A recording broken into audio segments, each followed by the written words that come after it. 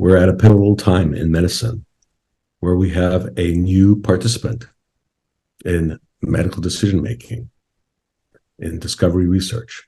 We're now hitting this inflection point where the proofs of concept have been made, but we don't yet have the body of evidence to support clinical practice. And so I think that's why NEJM is uniquely positioned to be able to launch an AI journal like this, because it's addressing this very real unmet need for the evidence behind medical AI.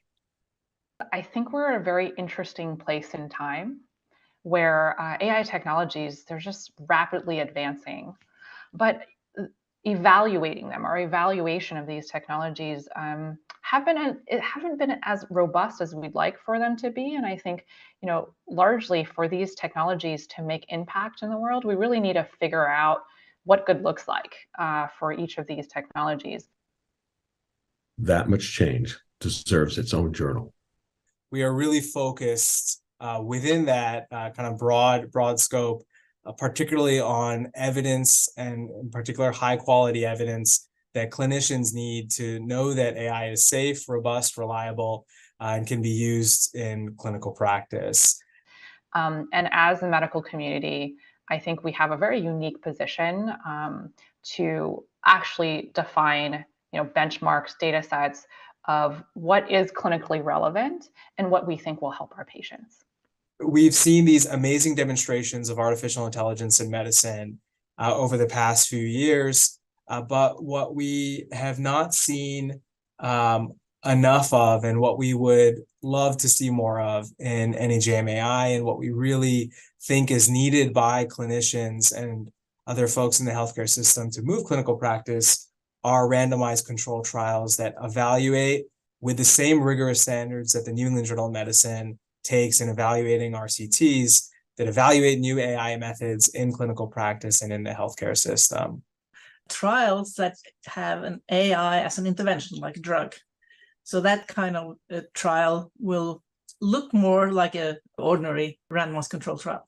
But we also hope to develop the methods using AI in the trial design so that these trials could be less costly, that you could get to a result quicker. And that, I think, is a very exciting part of using AI. One of the things that we've seen in other areas of machine learning is that data sets and benchmarks drive progress. So in computer vision, there's a data set known as ImageNet, and that catalyzed the last 10 years of progress in AI. So we understand the value of having community set benchmarks that are well established, that are well thought out. And so one of our article types, known as data sets and benchmarks, is seeking to create those types of tasks for medicine so that we can also help drive progress in the same way that we've seen progress driven in other areas of medicine. I do think that we learn so much from our failures. And from that perspective, we will be welcoming both perspectives, case histories, and even clinical trials that show us where things did not turn out well. If we only look at the silver lining and don't learn from the problems, this system, which is an engineered system, let us be clear, will not be able to improve. I have high hopes that AI can help in the patient-doctor relationship, that documentation will be easier, that the patients can be more engaged themselves and get chances to interact with their physicians. And there are already very interesting tools on the way where the conversation between the doctor and the patient could be captured. And so they could actually have a conversation instead of the doctor looking into the screen. Talking about AI, we try to say, hey, what does good look like for the technology?